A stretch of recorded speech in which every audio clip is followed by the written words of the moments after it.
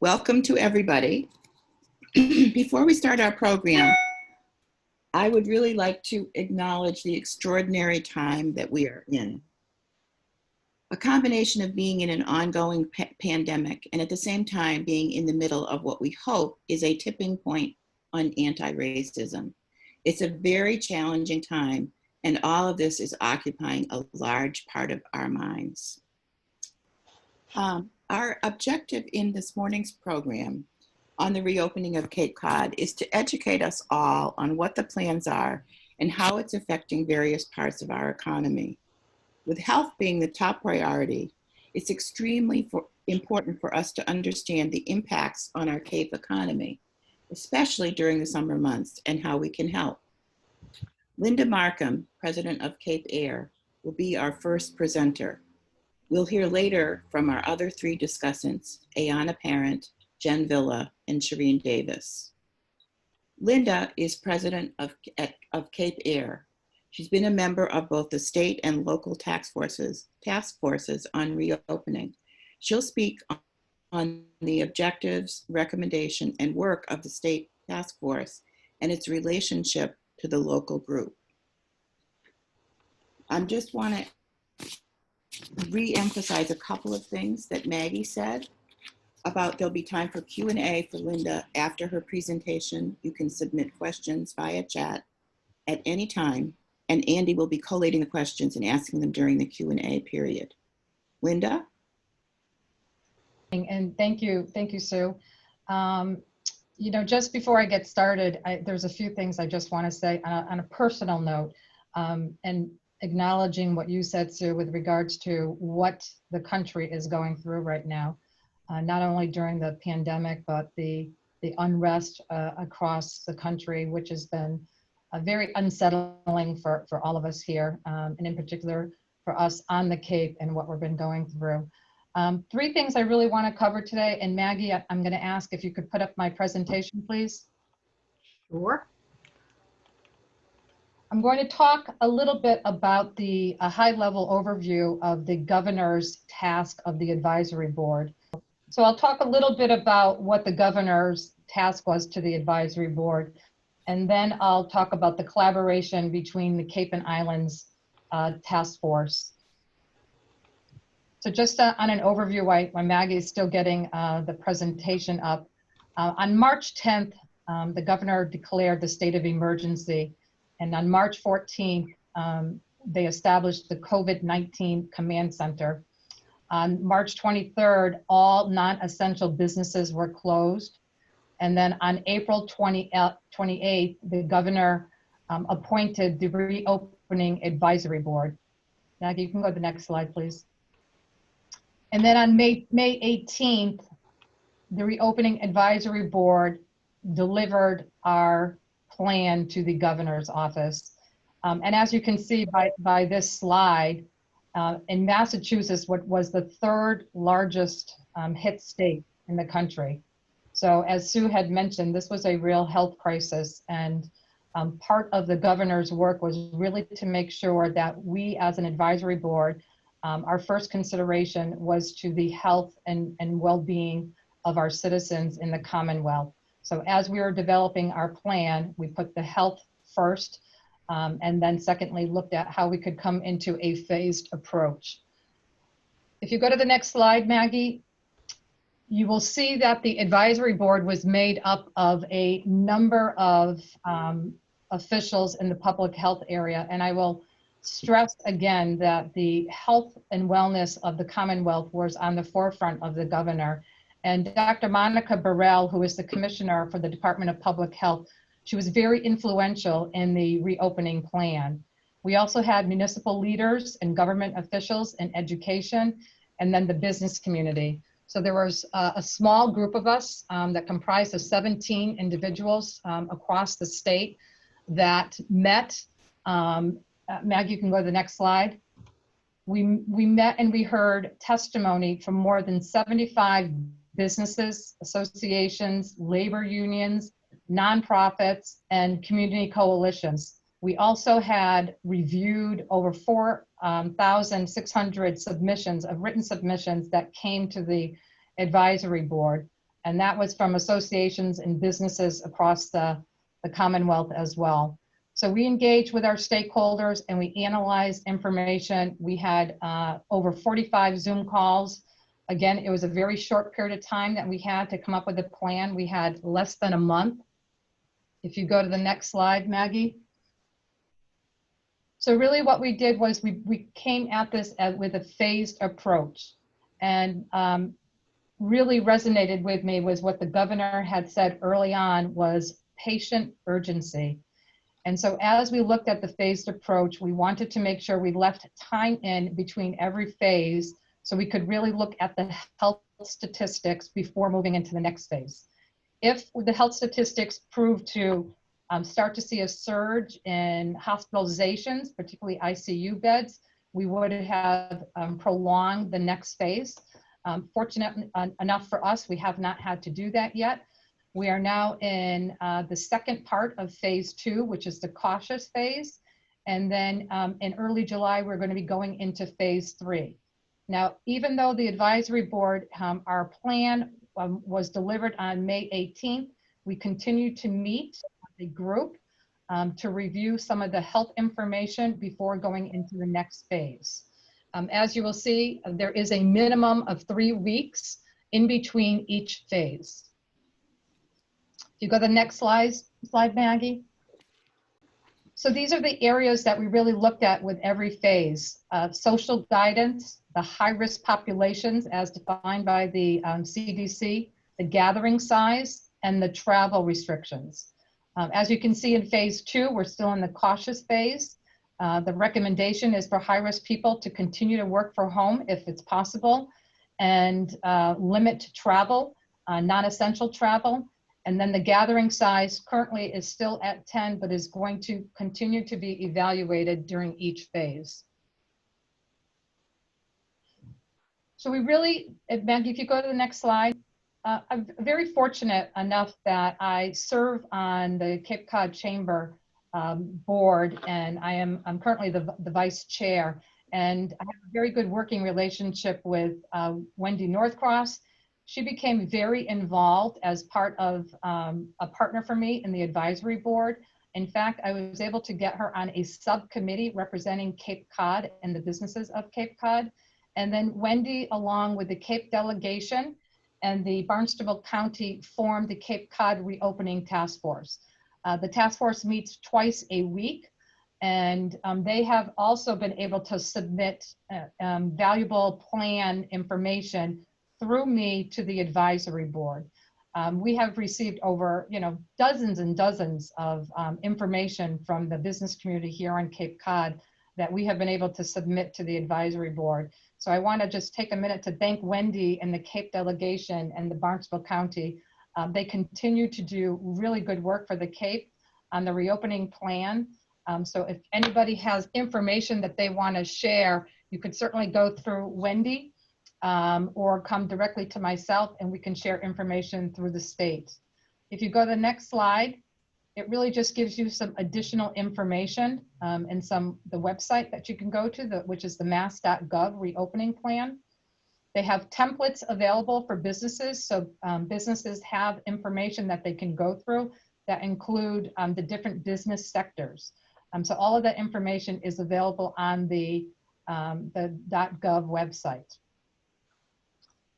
There's other resources as well, Maggie, that I think you're going to link over on your website, and that's just some additional information. I'm not going to get into too much of that right now. I do want to say just on a personal note that I've been a Cape resident for almost 30 years and a business leader. I've been working at Cape Air for 18 years. I've been the president of Cape Air for the past 9 years. And this was very challenging task for me because trying to balance being on the advisory board and really making sure that we took the precautions we needed to open up the state slowly. And I know that a lot of people were not happy with that. But as somebody that has lived on the Cape for a long time and runs a business here on the Cape, it was very challenging. Speaking to many of the business leaders and residents on the Cape, hearing all of their stresses, it's, I really felt for people. I do applaud the governor for the work he has done in the reopening plan. Again, I know that there's criticisms on both sides, meaning that he knew that some people were going to think he opened up the state too quickly. Some people were going to think he didn't open it up quick enough. So we really tried to take the balanced approach, and I was very honored to be part of the advisory board. So with that, Sue, I'll turn it back over to you. Thank you, Linda. Thank you very much. That was really helpful for all of us. And I'd like to now introduce Andy Genser who's going to coordinate all the questions for Linda. Thank you, Linda. Thanks, Sue. Hello, everyone. So one question that just came in, but before I ask that, I just want to encourage any of you who have questions to send them to me in the chat, or I have some prepared, of course, myself, but we'd love to hear the kinds of questions that you have. And Linda, I appreciate especially your ending, because I can't imagine most of us wouldn't have wanted to be sitting in that seat that you were in, trying to balance the realities of the economy with the health needs. And, it's a big responsibility. So, knowing you, I know that you took it really seriously and, did your best to hear all the information. So I thank you for that. Thank you. So one question that's come up that you saw from Cheryl was, she's heard that there's a phase 2.2, and are the phases divided in any way, or are they just, 2, 3, 4 going forward the way that you showed them to us? Thank you, Cheryl. That's a great question. What we've done is, as we have these subcommittees that are working, like the Cape Cod Task Force, they are looking at new information as we receive it to say, if there are things that we can open up sooner, that is before a phase, like a phase 3, we will do that. And as part of the 2.2, one of the things that we reopened up was inside dining. So as you saw, initially it was only outside dining in phase 2, and then part of the next phase 2 was indoor dining. So the answer is yes, there will be some additional phases outside of the 1, 2, 3, and 4. I don't have all of the information on what is going to be next. We're going to be having a call coming up here probably in the next week before we get into phase 3. Great. I have a couple of more questions. The next one is, were there some specific Cape related issues that you brought forward to the state task force? Yeah, the specific questions that I brought forward to the task force is, if we looked at the health statistics across the state, Cape Cod and the Berkshires were very low. So one of the things that I brought was, I really wanted them to look at potentially reopening Cape Cod, and our partner from the Berkshires, Carlo Zaffanello, he is also part of the advisory board. We actually were able to get Wendy Northcross, who is the executive director for our chamber and the executive director for the Berkshires chamber, to have a meeting with the advisory board to talk about, opening up the Cape and the Berkshires sooner than the rest of the state. So Wendy and Jonathan from Berkshire One continue to have a subgroup meeting with the state to talk about specific needs for the Cape and the Berkshires. Mm-hmm. The other question is, if you could talk a little bit, looking at the list of folks who were on that task force, it all looks like either big business or education or government. Was there any representation from small business owners, which of course is the lifeblood of Cape Cod, and how were their needs brought out and considered? So if you look at the list, we had Wendy Hudson. She is over on Nantucket, and she owns a small bookstore. So she definitely was a huge proponent for some of the smaller businesses. But as part of our analysis and interviews, we interviewed many people from the small business community that we were able to have conversations with them and talk about their concerns. Mm-hmm. So yes, I do think that they were well represented. I will point out, when we look at this list, one thing that I will say is, I was so impressed and how engaged this advisory board really was to put aside, what their current position is and really talk about a really holistic plan for reopening the state. And there was a lot of debate and dialogue, and people were really, really engaged. And in fact, a lot of conversations happened outside of the advisory board meetings, in between the advisory board members, where we would email or call each other. So we really became, I would say, a really strong team that was representing the state. Great. So we have time for a couple of other questions, and I just want to encourage anybody who has one to put it in the chat. All right, now I got a couple more questions for you.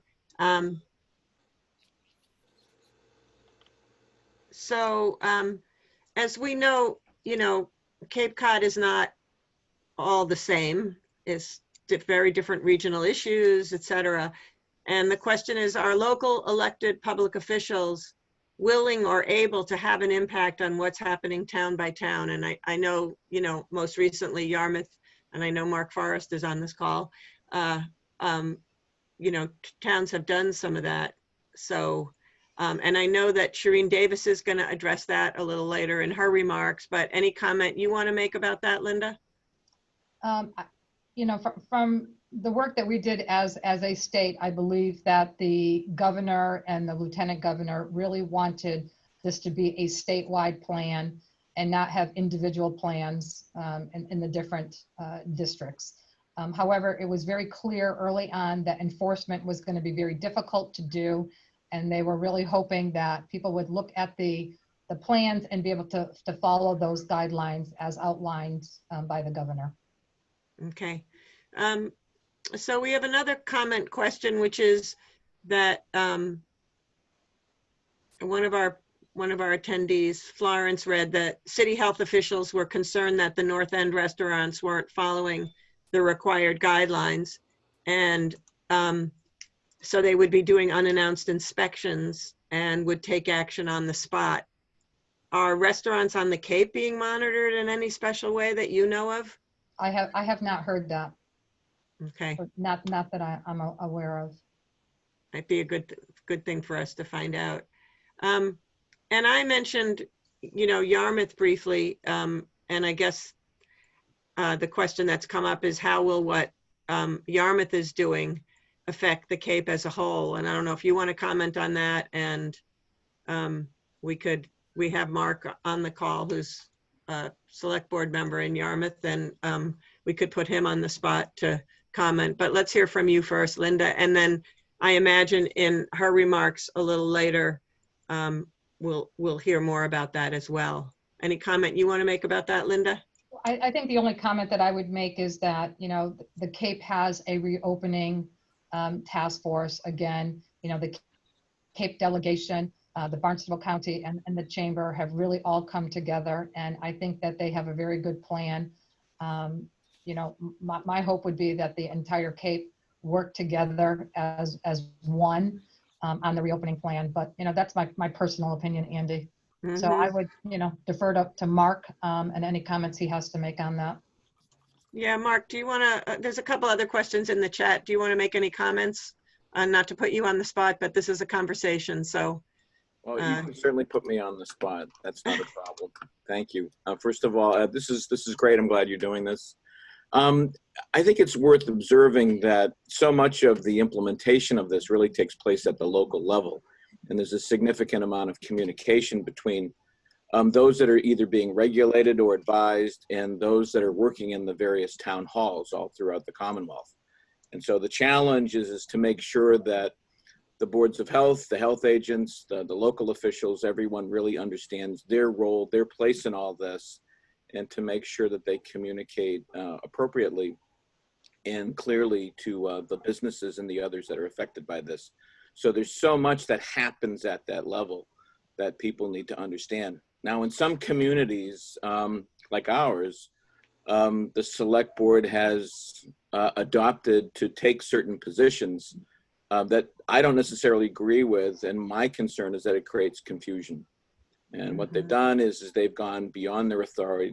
They've, in this most recent policy that they've adopted of local sort of non-enforcement, they've adopted a policy that has very little legal effect, but it has sent the wrong message to the community at large, and it has also sent the wrong message to the business community as well. Because we have, for example, one of the enforcing authorities is the local Board of Health, and the Yarmouth Board of Selectmen, with respect to the orders that are to some degree burdensome or cumbersome for the local restaurants. We have no jurisdiction over them. So we were asked to do this. We did not do it without we did not think it all the way through. I certainly opposed it because I thought it created confusion. It sent the wrong message, and it didn't make any legal sense. But this is the risk in doing a statewide policy. You know, Chatham has done, I'm glad Shireen's here, because Chatham has done some great things at the local level in finding ways to accommodate businesses, so that, and I think that's the best role for the local communities. How can we assist our businesses and others that are affected by this to make this easier? What can we do? In some communities, they're closing off streets so that they can use outdoor spaces. And in other communities, they've come up with some other creative ideas. Chatham has been incredibly creative. I'd like to think that we've been creative, but we've also, I think, been somewhat counterproductive as well. Mm-hmm. And thank you, Mark. And we'll hear from Ayanna, Jen Villa, and Shireen Davis in just a few minutes, who will each talk about a lot of these issues that are coming up, I just want to say. But there's a couple other questions I want to address, and we have a little bit more time. Apparently, it was told to me that Provincetown's Board of Health has added a significant level of oversight to the reopening plan, in addition to the state's guidelines. And so, you know, I think your comment about how the communities can take that initiative is really helpful. Elizabeth Harder said she had some information on hiring inspectors. Do you want to speak to that, Elizabeth? I had my screen froze, so I had to leave and come back in. We were told at the Barnstable County Assembly of Delegates meeting last week that Barnstable County, through the money given to local governments from the COVID money, is going to be hiring more inspectors, and they will be going around to the restaurants as well as companies and beaches and other places, making sure that the restaurants are complying. So I think our restaurants should be fairly safe, because they're in the process now of hiring more inspectors to help. So I hope that answers Florence's question. Okay, thanks, Elizabeth.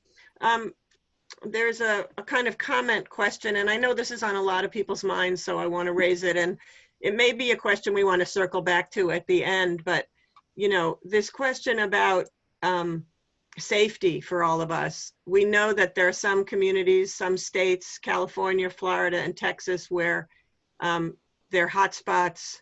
There's a lot of, the virus is surging in them. We know we've got visitors from all over the place on this little spit of land of ours. You know, how can we be protected? And I don't know that there's anyone, you know, Linda, you can comment on that, but so that would be helpful. You know, having the protocols in place, the social guidance, the social distancing, the hand washing, the, you know, wearing of masks, I think all helps, Andy. You know, and then they have the advisory for the 14-day quarantine. So people coming in, they are advised, if you check into a hotel, they are advised to have a quarantine for 14 days if they're coming in from out of state. I know a lot of the innkeepers and lodging association, you know, was not happy with that. But that was a requirement that they had to notify guests that were coming from out of state of that advisory. But, you know, I think making sure that we all follow the guidelines, the other states like Texas and Florida and California, they were all very lax in their guidelines. They weren't wearing masks, they weren't social distancing, and they did not take the precautions as we have been doing. Okay. I just want to comment. I actually had occasion to be in travel to Florida recently, helping to relocate my mother and come back. And so I've been quarantining for 14 days. And it's not a fun thing to do here. But I felt like I had a lot of exposure and that was a really important thing to do. So it's hard to imagine visitors here doing that during a vacation, however, I must say. I know we have Cheryl Andrews in the group too, who's also on a select board, and I'm sorry, I didn't mean to neglect you. I didn't know if there was any comment you wanted to make about what's happening in your town. Actually, I'm not on the board this year. I was on last year, but I served on the Board of Health for many years, and it's an interesting sort of level of government, because that's actually where a majority of the authority, as Mark Forrest was mentioning, for dealing with a lot of the local businesses, particularly food service, that's where it comes from. What's been intriguing to me, and it hasn't been reported in the press at all, is that, and this speaks to the topic Mark was addressing, is that some towns are taking actions that other towns aren't. And it's kind of too bad that we don't know that and be able to talk about it. As an example, there was a big story in the Cape Cod Times recently about the fact that our whale watch boats weren't going to be open, but that wasn't true. What happened is that the local Board of Health said, if you want to open, you're going to have a plan that the health agent approves, showing how you can comply with the governor's guidelines. And so for some reason, the local Board of Health here just put this really intensive additional level of oversight on in the town. And I was just real curious to see how that compared to other towns in Massachusetts. Bottom line is, Governor Baker spoke early in March that he really didn't like local boards of health doing this, that he wanted it all on a one state level. But that's what they did, so it's going to be interesting to see. The only other quick comment was, someone mentioned the county hiring inspectors, but I will say early on, what I had hoped that the county would do, and I'll still advocate for it, is training. Because what I saw, and I still see to this day, when I go to the Stop and Shop, is that if there's anybody there that seems to not understand how this virus is spread, it's the workers. They just don't have the understanding about, for example, yelling and talking. Everybody thinks that if you wear a mask, it's okay, but so we've got a lot of training to do, is I guess what I would add to that, and I hope we do it soon. So that's it. Thanks. Okay, thanks. And I guess I would just add to that, sometimes people feel like, training is like medicine, but it seems to me that technical assistance and support, which is a sort of a softer way to say the same thing you said, would be really useful at this point, because we're all trying to figure this out, and none of us have been through this before, so we need to learn. And so that would be really, really helpful. I want to ask this question before we move into the next. It's a perfect bridge to our next speaker, Ayanna, and this is a question about how decisions are being made to be realistic about developmentally appropriate both early childhood education, child and family-centered programs. And I know just yesterday I was hearing from Cindy Horgan up at Cape Cod Children's Place about the kind of challenges they're facing in trying to reopen and really serve the families there. So I don't know if you want to comment on that, Linda. And I know our first discussant is going to talk a little bit from a parent perspective. So, but we'll give you a chance to comment on that, and then I think move on to our discussants. Yeah, I think as part of the advisory board, we all really understood the importance of having reliable and safe childcare available if we wanted to open back up the economy and have people start coming back to work. And then to that point, we ended up having a subcommittee working on that because it was such a big issue. So there is a governor committee that is working on childcare and summer camps and schools. And I know that there is a group on the Cape that is also working on, and you mentioned Cindy. I know Cindy and Elise Magnato from my office is on that committee, as well as participants from the state delegation. So it's a huge issue, Andy. I don't know if there's one right answer to that, other than the fact that I think there needs to be funding for childcare, because that has been significantly hit. And if we don't open up childcare in a safe manner and have parents feel that they can bring their children to a safe environment, they're not going to be coming back to work. So it is a huge issue. So I will acknowledge that. I don't think I have an answer to solve the problem, but I know that there are a lot of really smart people working on the issue. Great. So with that, I think, Sue, I'm going to turn it back to you to start introducing our next discussant, our next speaker. Thank you very much, Andy, for your work in coordinating all the questions. And again, thank you, Linda. Thank you for your presentation, but also for your service on the committees. It was as you said, it was a really big responsibility. And I think we on the Cape, we're very lucky to have you as the member of the state committee.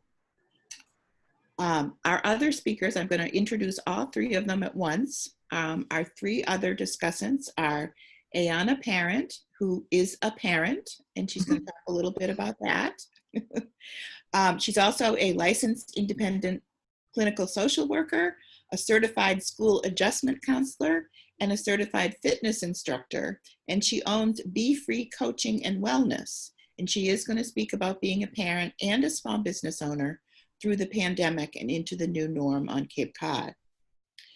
Jen Villa is the Chief Brand Officer for Love Live Local. She's also the co-owner of the West End and the local juice restaurants in Hyannis. And she's going to speak about being a small business owner and a part of a nonprofit organization in the aftermath of the shutdown. Shireen Davis is the chair of the select board in Chatham.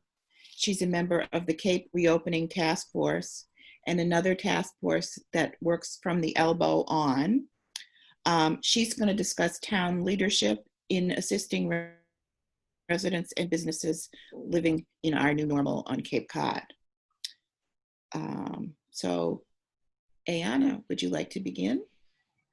And can you just remind everyone that we're going to have a question and answer period at the end? Absolutely, So to keep the questions and comments coming, I'll be looking at them. Keep those questions and answer comments for the next three speakers, and then we'll address those after all three have spoken. All right. Well, thank you. I just want to acknowledge, I guess, before I start, that there's so much heaviness around all of this right now. So I'm an energy healer, as well as a clinical social worker, as well as a coach, as well as a fitness yoga instructor, as well as a mom. But just in hearing people's conversation today, that there's so much heaviness around it. So I just want to, as we talk about where we go from here, I want to just, if we could shift our focus on sort of healing, and that just comes from everything that's happening. So this is just a context, and I'll jump all over the place in terms of parenting and business owning, but you know, when our fear is sort of like gets charged up, or our safety gets threatened in some way, that's when we sort of just tap into just sort of like reacting instead of responding, and our fight or flights are all up. So I just want to encourage people in general in this conversation, but also in conversations out there in the world, just around COVID, around race, around healing, around personal changes in your life that you're dealing with, that there's just a heaviness around it. So just being really gentle with yourselves in general, and just taking everything one step at a time. So I just wanted to say that, because I can feel all your heavy energy in there. So I am a mom, and so I'm a mom of three, actually now four. So I have my daughter, Blessing, is 8, and I have 2 stepsons that are older. So one's in college and one will be a senior at Sturgis. And I just got a puppy, so he's 4 months old, and so yep, I'm a mom to him now. And one thing in COVID about being a parent is I just didn't realize how much teenagers eat during the day. And so that was something that was as a parent a lot. And so, I just say that to say that there was a lot of basic needs stuff that came up, and then a lot of other stuff around balance. So as a parent, the balancing piece was super, super hard. And I know for everybody else that was, I did a talk with CCYP and a couple other people just around how do you take care of yourself during this time? Because what was coming up, I think when CCYP did their survey around what is Cape Cod facing, a lot of it was, how do you parent? How do you run a small business? How do you, take care of yourself? How do you do all those things at once? And then how do you find like some kind of joy in all of that, right? So balancing is really hard, but it's also really key. And I think when someone brought up, I think it was Deb, hi Deb, before, just around the child piece and where we're going from here in terms of that, I think as a parent, just being really, just advocating for what it is that your kid needs, so, but also doing that with balance as well. So like, I know my child's super social, and so that she needs a lot of people around her all the time. Not every kid does, so, and every kid reacts to the whole COVID thing differently. And they all have different backgrounds. So my kid definitely has a background of trauma. Lots of other kids do. And so I had to really think about that as I was creating a schedule and creating different types of ways in which I was sort of helping her or having her adjust. But I think the best thing I can just say in terms of parenting and balancing all this, and it's going to continue, right? So we don't know what's happening with schools. I know that a lot of that came out yesterday, but that is always changing. So I wanted to say a thing about that too, which is, so you'll see like the Mass Teacher Association comes out with all this information, and then you'll see like a bunch of parents have a reaction to it. And then you'll see a flood of social media reaction to it. So just take all that with a grain of salt, right? So that all of that will sort of come out, but just check in with your own self. Like, your kid, yourself as a parent.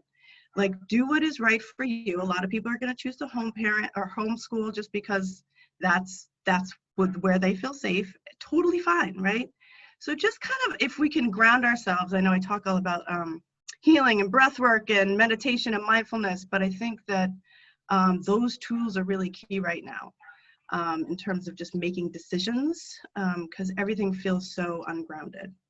So those are the things I wanted to say just about being a parent.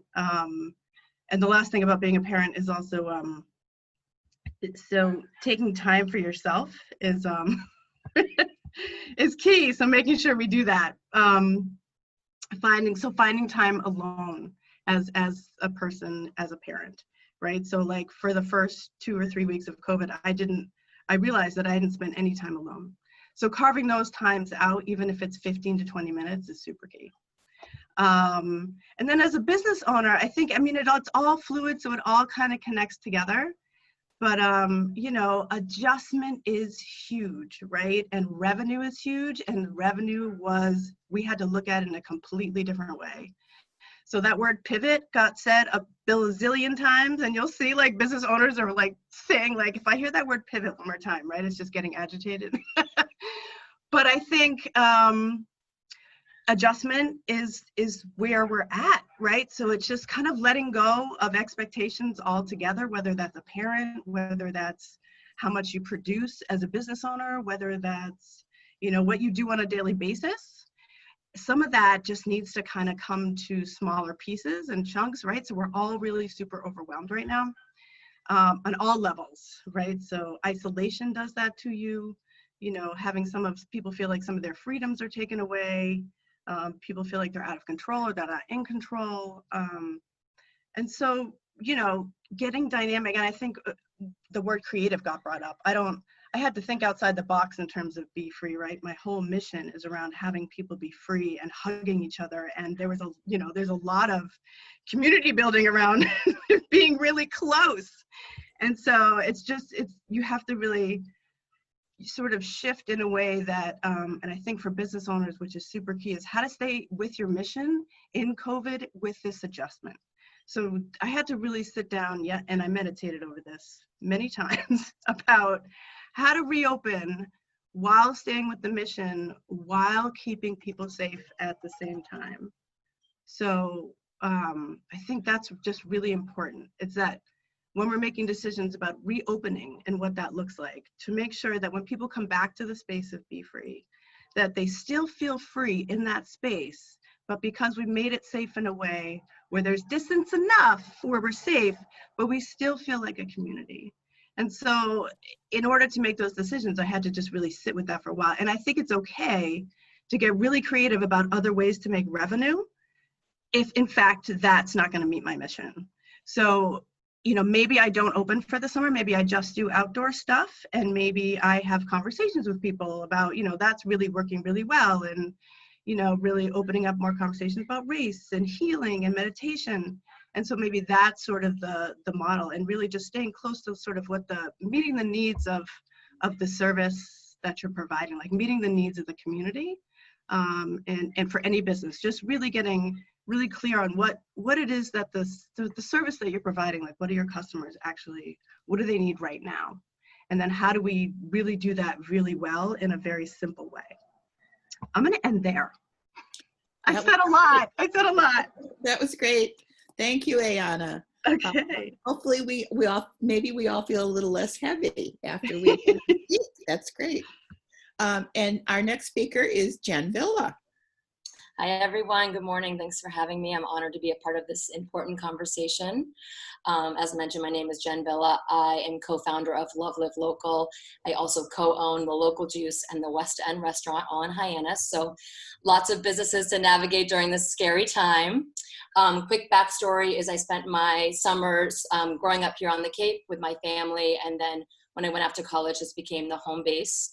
After college graduation, I moved to Southern California for about 7 years and moved back to the Cape in 2009 to open my first business, the Little Beach Gallery, which was an art gallery representing my own work as a photographer and an artist, as well as the artwork of about 100 other local artists and makers. This was kind of the beginning of everything for me in terms of entrepreneurship, as well as my deep love for our local community, not only in representing and supporting local artists, but surrounding myself with like-minded other small business owners, as well as community advocates. This deep love for the Cape helped launch Love Live Local, which was founded in 2013 with my fellow co-founders, Amanda Converse and Kate Sheehan. And this came to be out of a desire to change the narrative that we were hearing about Cape Cod from other adults our age, that there wasn't much to do, or that it wasn't that exciting. And the three of us had all lived around the country and really thought the Cape was so incredibly special. Not only the beautiful natural landscape that we all know and love, but really the people, the businesses, and the events that make it so unique. So we started with a monthly email promoting those things, businesses, events, and people just doing interesting things. It was a fun lifestyle guide that over the last 7 years has now evolved into an advocacy organization. In 2020, in the beginning of this year, we became a nonprofit and shifted our mission, like Ayana was saying, so important to know your mission, into focusing on community advocacy and the importance of shopping and supporting local. With that new direct mission, these last 3 months, it's felt like our role has been pretty important for our local small business community. So we tried to really step up and make a difference and make an impact. We acted quickly and put together a resource list on our website of businesses that were still operating during the time, providing services like local pharmacies, markets, restaurants doing takeout, and that has continued to evolve as businesses continue to reopen on our website. We also were able to put together the Cape Cod Resilience Fund. It is a fund for local small businesses to receive grants that were maybe not eligible for other funding or just needed additional assistance. We did look to other organizations to help create this, or create it because it's a big undertaking. Unfortunately, no one was available to, so we kind of stepped up to the plate and realized it was so incredibly important for these businesses to get support. We were able to partner with the Hyannis Main Street Business Improvement District to work with them on this process. And we have to date, we launched mid-April, and we have raised over $50,000, pure grassroots effort, about 400 individual donors and many local businesses who have done promotions to help fundraise for us. we did our first round of grants and were able to give 47 grants out to local businesses. We had over 100 apply for our first round, so our work is nowhere near finished, and we are asking the community to help support in any way, whether it's sharing the information or donating $5 one time, truly making that impact. We do have a goal of raising $100,000 by Labor Day so that we can continue to help our local small businesses, and this will be a fund that will be available ongoing. This is not ending anytime soon. For years to come, businesses will need support, whether it's from the COVID-19 pandemic or, other various impacts of, the challenging economy here on the Cape. I think some important things to keep in mind are, local small businesses are struggling tremendously. Those that are reopening, are taking it day by day, whether they were able to acquire funding or not. That's probably why most of their doors were able to reopen. We did just take a look at the Cape Cod Commission released a new survey on small businesses, and it looks like nearly 20% of businesses are unsure if they will reopen, and about 6% do not anticipate reopening. Personally speaking, my businesses, like our retail store is down 40%. My restaurant is down 75%. Big numbers in a really, difficult time to operate. We are working, Love of Local is working on a local impact report, collecting data on the importance of supporting your local in general. Before all this happened, that was, our number one mission, and identified some information that small businesses represent 90% of the Cape's economy. It's a big deal, and these are all individual small businesses that, take it day by day from a financial standpoint. We ask that people try to think local first. A lot of our spending habits have changed over the last 3 months, whether it's, going online when a lot of things were closed, and asking that you shift that one purchase you're making online. Does someone local carry that product? Do you have $5 for the resilience fund? It's not a matter of spending more money. It's just it's a mental shift towards to support our local businesses. I think we just came up with a stat from that study that $100 spent at a local store, 50 of that will stay right circulating in that economy.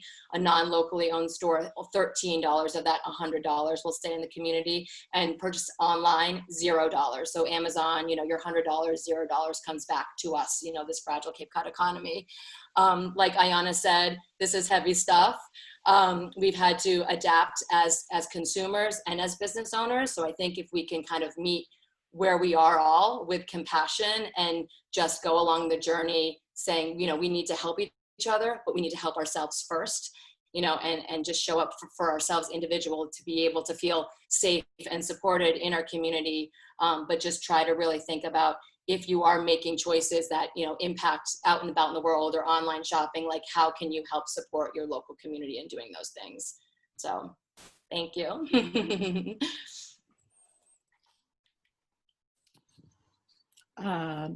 Okay, Shireen, are you ready? I am. Our chair of the Board of Selectmen in Chatham. Yes, I was just reappointed chair after our election yesterday. So I'm going to speak today, and I really appreciate all the everything that the previous speakers have talked about. The heaviness is there, and obviously there's many layers that we're all trying to unwrap here to deal with from so many different levels. Today, I'm going to give a little bit of information about the Cape Cod Reopening Task Force and speak about the work as a chair of a town and what we're doing to help our community, and also work with the elbow up. But the other piece is that I'm also an artist here on the Cape, and I manage a small fisherman's owned cooperative. And so my being on the task force, I got to represent two different hats from the perspective of a small business person and from a municipal perspective. So I was really happy to be able to serve on that. So Maggie, I just want to speak quickly because I know that Linda had spoken previously about the Cape Cod Reopening Task Force. So if you just want to pop up the first slide that I put, I just wanted to mention about reopeningcapecod.org. The website is a really good resource for our local, for both businesses, municipalities, visitors. You can go to the next slide so I can just show the website. And so as you see here, the website gives you a complete sort of overview of where we are in our 4-phase approach to reopening. And on this, it has a bit of information, really good information for businesses on reopening protocols for your businesses, signage, information, and you can also weigh into the task force by submitting comments, but also there's an ability to submit comments to the Attorney General's COVID hotline and to your local Board of Health as far as information is concerned. The county has done, and the task force has done a good job on this website. It's got a lot of information there. It also contains information on, I believe, though I'm not sure, on some of the resources available, local food resources available and whatnot. So that it's been a really good opportunity to be able to work on this. Somebody had mentioned that the county is hiring inspectors. It's my understanding they're hiring county monitors who are previous safety workers to assist in beach monitoring and other matters for the Board of Health set through the different towns. So that's a great help. If you can go to the next slide, I just want to transition out of that and talk a little bit about my role as a Board of Selectmen. When this all first happened, and I speak to Ariana's sort of talk about uncertainty, it was really difficult at first to sort of absorb this psychic anxiousness that I felt as a selectman, a select board member, that sort of I felt a burden of responsibility that we needed to really, really help our communities and do it in the best that we could. And also the uncertainties about what was going to happen with my businesses. And it really did create a lot of time in isolation that I felt that created this sort of anxiousness in how I was feeling and dealing with things, because a lot of it was reactionary to issues that were coming up at first, and we were getting slammed with information from the governor. We were going to, declare a state of emergency. We're going to shut down the town businesses. We're going to do this. We're going to do that. And our town manager worked very quickly in getting us organized with an emergency operations center, and also she declared a state of emergency, and we supported that very quickly on. But what we really felt was really, really important to our community was that we listened to our townspeople and businesses and some residents about their thoughts about what we needed to deal with as a community. So early on, we created a public forum. We did a Zoom meeting with, we invited the community to attend. I think there were several hundred people on the meeting, as well as more than several hundred, almost 1,000 people have viewed the YouTube video. And it was important really to have all of us hold stake in, the issues and be part of the process going forward in managing some of our community, the fiscal issues, the impacts to and needs to our town and our businesses and our residents and visitors. And so we started that dialogue, and I hope that in doing so, we were able to have people be more part of the process.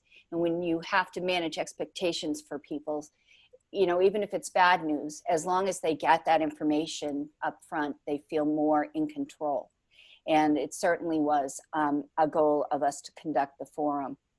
Out of that, we also did work on, I had a small subcommittee from the Board of Selectmen that was the town manager, myself, and another selectman, and our finance committee chair. We got together and we looked at from more of a broad stroke assessment of the community on a one-on-one basis, touching base with nonprofits, touching base with area businesses, and sort of doing a local assessment. And out of that, you know, we were able to bring back some information to the board in to be able to make better decisions about, you know, even when town meeting was going to be, you know, are we going to look at our budget again? But more importantly, what were some of the things that we were going to have to decide around the businesses and their reopening? And not that we were going to do any special considerations as board policy, but we wanted to advocate. And so the other piece that came out of it was the Coronavirus Impact Fund was established through Monomoy Community Services. And this is going to be a fund that's being in existence for the next, until the end of the year, conceivably, where Chatham residents who qualify will be able to get a monthly stipend to help them through. The other piece of work I've done as a municipal, as a selectman is I've been sitting on a board, sitting on a committee with other board selectmen and town managers from the elbow up. So that was Brewster, Chatham, Orleans. So now we're going to have to look at it from a different perspective or continued perspective of, you know, balancing the safety and support of our community and our visitors with, you know, the responsibility of a town budget and programs going forward that we might want to shift our focus, not just into, let's say, capital projects, but into community service projects like affordable housing and child care vouchers and things like that. So that's sort of a collective consciousness the Elbow Up committee is sort of working on, and we'll be talking more about it going forward. And finally, just to speak to Jen's work, in my own work, a lot of discussion has been around food security and food supply chain. And we've been able to do some work with direct boat sales of seafood that has allowed fishermen to get a better price for their fish and the consumer to pay a little less for their fish. It's a small build program, but it's also been able to support some free food programs in our town and whatnot. I was just on a call yesterday where I was part of a team that was helping the USDA frame the support for local and regional food supplies systems. So a lot of this discussion is really important about food security, and I'm really proud to be part of this conversation with a national network of folks as well. So if anybody has any questions, I'm willing to take those, but I'm talking fast. I know I don't have a lot of time. I want to say thank you to the coalition for having me speak today. Well, thank you, Shireen, and thanks to all of our three discussants. Andy, do we have questions for them? We do. I just want to start by saying, I guess maybe there's a couple of themes that we just heard, like there's nothing constant except change. That definitely came through as we listened to all of you. And I think the ability to try to take care of yourselves and bring some, we can't exactly maybe bring joy right now. It's not feeling like a joyous time, but I think, Ayana, thank you for reminding us to lighten up in the midst of so much heaviness and so much change and so much difficulty. And, you know, you're talking about meeting the needs with creativity, safety, and focus on the mission. So I have a couple of questions that relate to some of these themes. But one I want to come to, because we haven't talked that much really about the nonprofits, and you touched on that, Jen. And so I want to say something, and then I want to ask you the question of how do you see the financial issues different from being a nonprofit leader versus a business owner. So, you know, I just want to say that what I know from working with a lot of nonprofits and having been a leader of one myself is that the word pivot was definitely on everybody's lips. It was, how do we serve our community in new and different ways, literally overnight? And the needs were changing, and there are really financial stresses on so many of these organizations. We've seen our arts organizations, you know, really shutting down and now trying to open up and do things online and be creative. And whether it's the food pantries that had to totally revamp their service model, like our largest food pantry in Harwich, had moved to a model where they were putting the food together, and all of this stuff happened just like in an instant. And then, just to also comment that we've got the Cape Cod Foundation, United Way, the Needy Funds Cape Cod Fund, which I don't have the right name for. And then I know on the call, we've got a couple of business leaders who I know Cape Cod 5 has really stepped up. And so, there's that whole other part of our community that we're not talking as much about, but I just want to throw it in the mix. So Jen, can you comment on the financial issues, the difference between the nonprofit and the for-profit from your perspective? Yeah, absolutely. I mean, I think like you mentioned, it's also about just adapting and pivoting.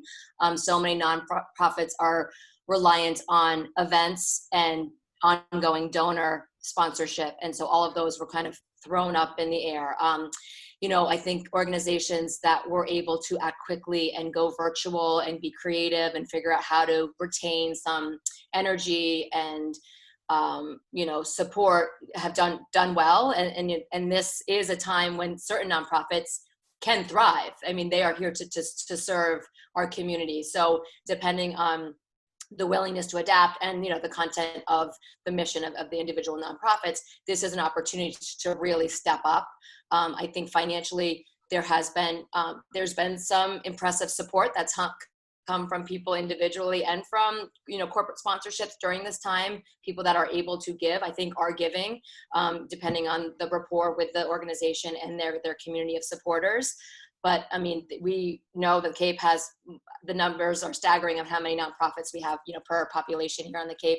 And I think we will see the same suffering that we do in terms of maybe not being, laying off, of course, and not being able to be as active and maybe going away altogether through this time. So I think the rules apply very similar, where it's like, you support what you can. If you love an organization like that can't be open or can't do the event that you love going to, maybe you can give them something that you haven't given to them in the past. Even if it's a shift of that small amount of money that you're spending somewhere else, maybe it's thinking, local organization that could really benefit and do some strong work that would impact you personally and your local community. The challenges are there just the same. Great, thanks, Jen. And this is a general question, so any of you can jump in and answer it. So we might want to unmute all of our discussants and Linda. And it comes from the Cape Cod Women's Association. How can organizations like Cape Cod Women's Association, and there are many other organizations on the Cape, kind of assist with reopening, supporting, and promoting sort of a positive, upbeat attitude in this difficult time? Is there any guidance for what you think an organization like Cape Cod Women's Association or even our own Cape Women's Coalition or any of the other Cape Cod Young Professionals, et cetera, what can all these organizations do that would be helpful in this very pivotal moment?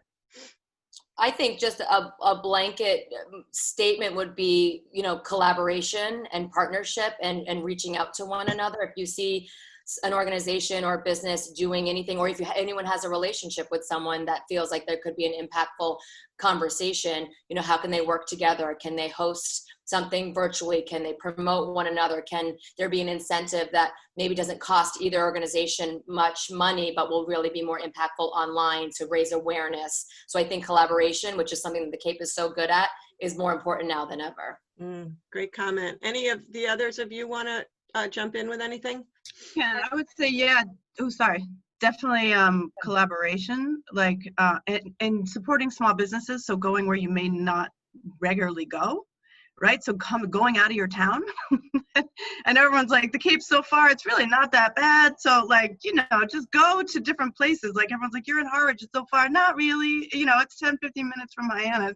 You could, come and see, and just check it out. And then I think another thing for businesses too, for organizations to support, is just get the message out there that this is really hard for small businesses and that we're doing it completely different than we've ever done before. And that, so, you know, the sign's not going to be exactly, you know what I mean? Like, we're going to have different ways of doing things, even though they are the same. Like, we all are following the guidelines to make you safe, but that may look a little different based on who we serve and how we serve them. So, you know, going in my bathroom, you're not going to see the same thing. You're going to see hand sanitizer and you're going to wash your hands, but you're not, you know what I mean? Like, things are going to be different based on how I want to represent things in my studio, because I don't want people to come in fear. So the first thing we're going to see is not stuff around COVID. It's welcome back, and then it's about COVID. So it's like, that doesn't mean I'm not saying the message isn't safety. It's the message is you are important and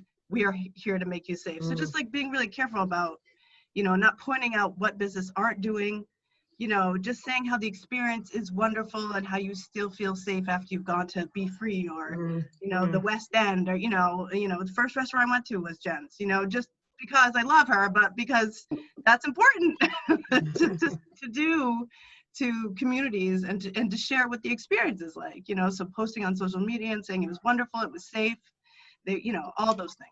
That goes a really long way right now. I've seen a lot of people step up and try to do positive referrals, whether in person or online, and that makes a huge difference. And if it's authentic to you, it doesn't cost you anything, you know, so that's a great way to help promote your fellow local businesses.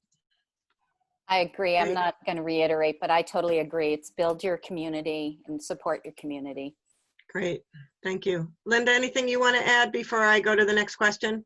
No, just getting back to the organizations that you mentioned, it's, you know, would be really, I think, beneficial for them to make sure that they get the message out, what resources they are offering for the community. And again, I think the collaboration is really important during this period of time. So communicating out resources, I think right now would be great, because I think a lot of people don't know where to go or where to turn to. And, you know, you can point them to different websites, but if you have, I think, as Jen mentioned, whether they're Zoom meetings or webinars or whatever it may be on certain topics, I think that would be really beneficial. Great. Thank you. We have a question about the elderly, and as someone who's probably in that category on Cape Cod, I want to make sure I get the question right. I always say I'm Cape Cod young, you know, because whatever. Anyway, so reopening and the target population of over 65, which we have one of the largest populations of over 65 in the whole state, if not the largest. I forget, we might be one or two. How do you see that impact the reopening and providing support and services when you think about folks and that's an at-risk population as well? So any comments anyone has on that particular question? I think it's foremost in all the conversations are the most at risk individuals are being, the consideration is for the most at risk when anybody thinks about what to do. Our town did a mandatory mask downtown order, the Board of Health did, which went another step above the level just because we have such an elder population. We also are working pretty closely with our Council on Aging. There's a CERT volunteer Citizens Emergency Response Team, or it's CAPE, or Citizens Emergency Response Team, that we have that sort of supports and supports the elder in our community. But I'm just, everything that we've talked about is about the most at-risk people. Any others?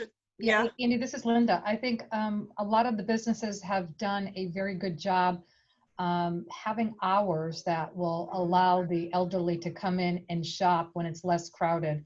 So I've seen a lot of, in the Barnstable area, a lot of the grocery stores, for instance, because we know that's essential for everybody to go out and get food, that they will have hours for people that are at higher risk and the elderly population. And I think that has gone a long way. And I know that you know, many of the folks that I have talked to have expressed their gratitude for being able to go out and shop when it's less crowded, particularly in some of the markets where, you know, there's lines out the door.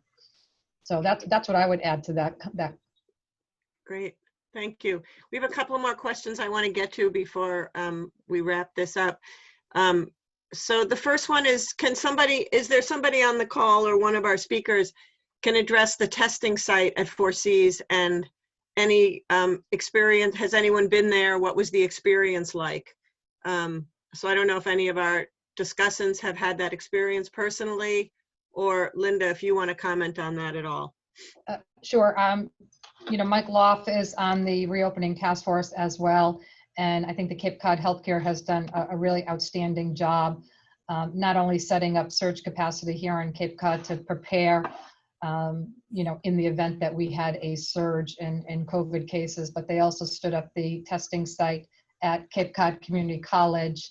And I myself have not gone to get tested there. However, we have had employees that we sent to get tested there, and it was very efficient. They did a very good job. It was a drive-through. People felt that, they were very knowledgeable about the process.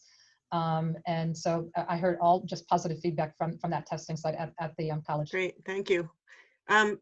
One other question has to do with an area that we haven't really talked about, which is the impact on municipal employees, teachers, and staff of towns. And Shireen, I'll ask you to kick off the answer to this question. We all know that town budgets are particularly stressed right now. And how do you see, are you seeing the potential for cuts to essential staff, or, what do you think is going to be what we're going to be seeing in the towns as the months unfold? So service is essential to our town. And we have seen that, I don't know if we technically have a hiring freeze, but we are not, if somebody retires, we're not rehiring that position right now. What's happened to the Monomoy Regional School District is that our town shares the budget with Harwich. We went ahead with our budget approval at a town meeting last week, but Harwich has decided not to have a town meeting until September, which forced them to go to a 1/12 budget, which forced the schools to have to look at layoffs. And they did. They laid off 13 workers from the school district, from admin to teachers, educators to custodial services. And they did cut some programs.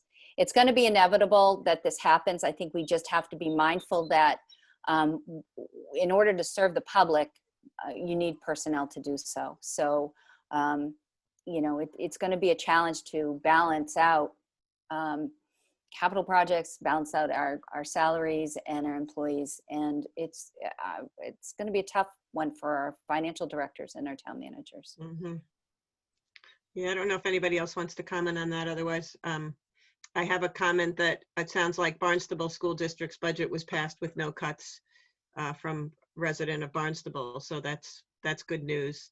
And, one of the things that's really clear to me as I talk with a lot of nonprofits and others is that, I think a lot of people are going to squeak through this year, and we're going to really see a lot of the effect in 2021.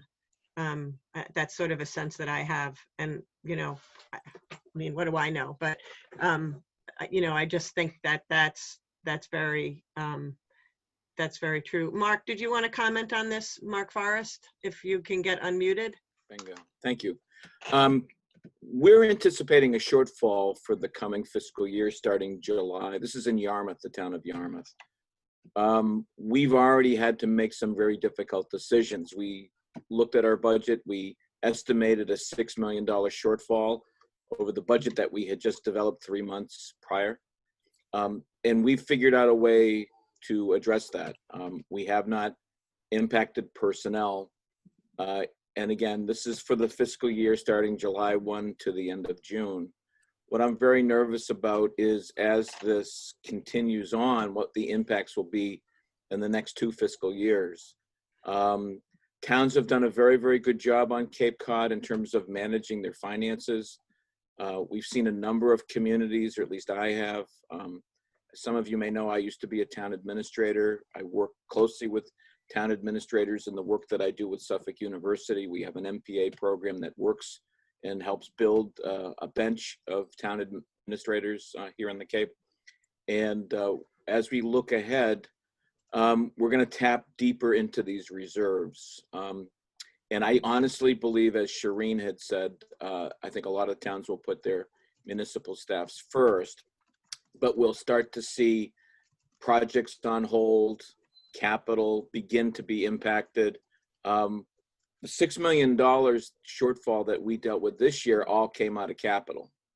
We would not, the board felt it was important not to put that burden on pay cuts and layoffs with staff and personnel. I'm not sure we'll be able to do that next year. Mm-hmm. I agree. Great. I agree. Great.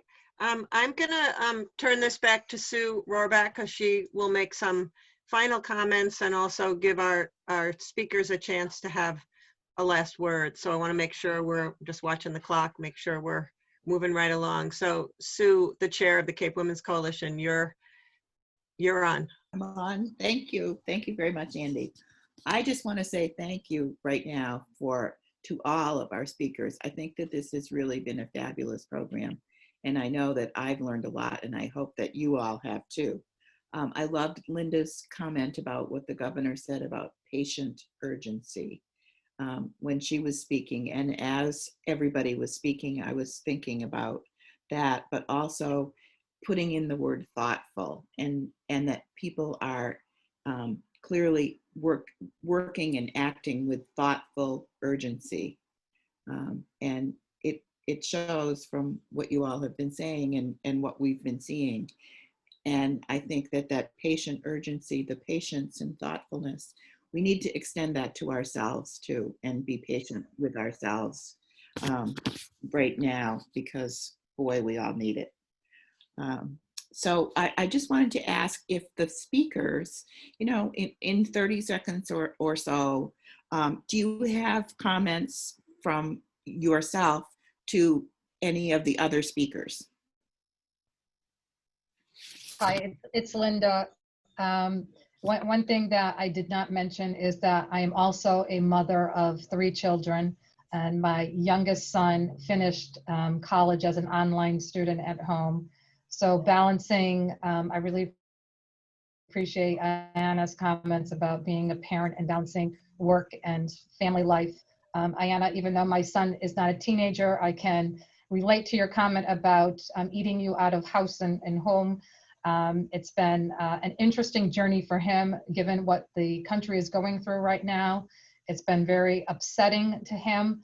And so really trying to make sure that taking care of him and my family while taking care of the 850 employees here at Cape Air, as well as the communities in which we all work and live in. So thank you very much, Sue and Andy, for having me here today.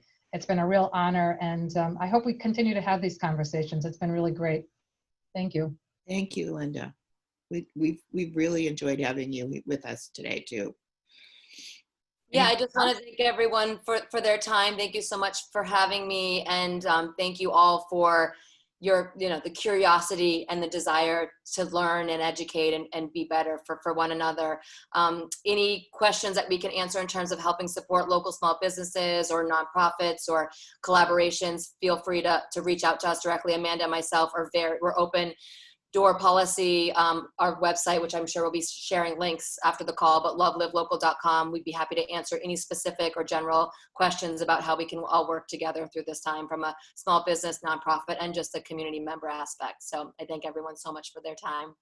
Thank you. Thank you, Jen. I appreciate everybody's work today and listening. Ariana, I do feel what you said about children, as well as what Linda had said. I'm a grandmother of 2 teenagers right now, and I weep sometimes thinking of the isolation and what they're dealing with. One is thriving and one is really struggling, and every day that is on my mind about all the children that are in our community, and really want to see their world come back to a time of play and joy and not worrying about being sick. But I also appreciate, Jen, your work has been phenomenal through the last 10 years. Really, really have appreciated watching your organization grow. And for Linda, I'd just like to say thank you for your work on the Governor's Task Force. And thank you to the Coalition for for hosting this. This has been a really thoughtful time. And any of the municipal selectmen or select boards out there that are on the call, if they want to reach out, feel free to. We all have very similar emails. Mine's sdavis@chatham-ma.gov. You can reach out to me that way. Thank you. Thank you very much, Shireen. Anybody else?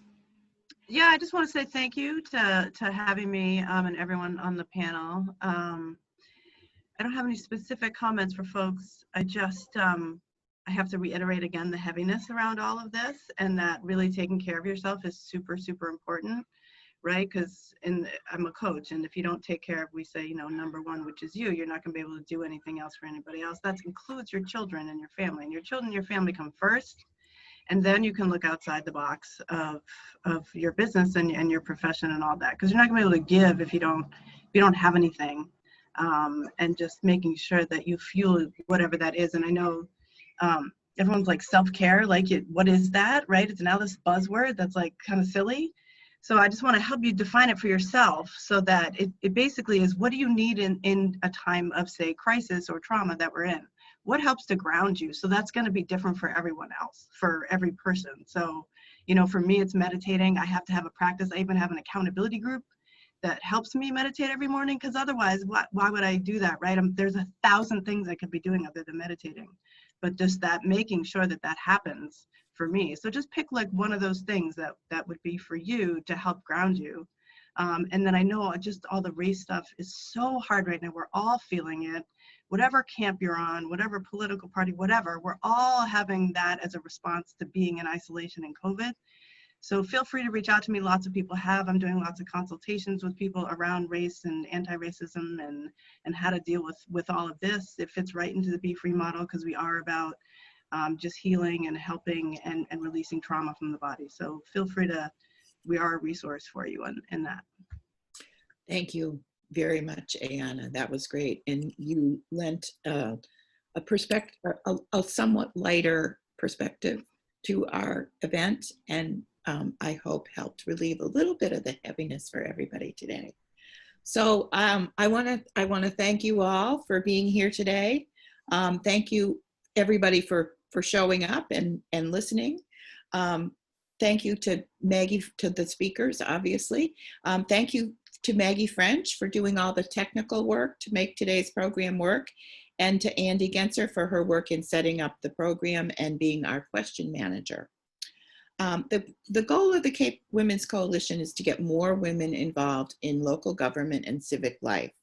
To that end, we have our annual International Women's Day breakfast, and then we have a monthly breakfast roundtable. We've been experimenting with a couple other kinds of things, but a monthly event with a speaker and discussion on topics like county government, childcare on the Cape, how town finances work, how to run for office, how to participate in town meeting.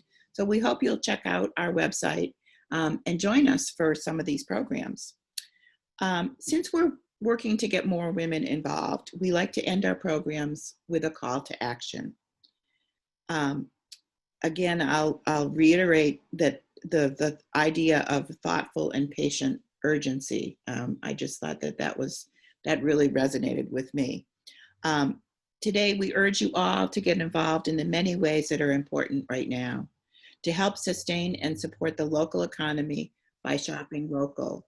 Small purchases add up. To be an ally or a worker in the movement against racism, and teach and learn from each other. And remember, it's all about the vote. Voting is so important. Let's help make sure that voting is accessible to everybody and help to get out the vote this year at all levels of government. So thank you again for coming. Take care of yourselves, and please, please stay safe.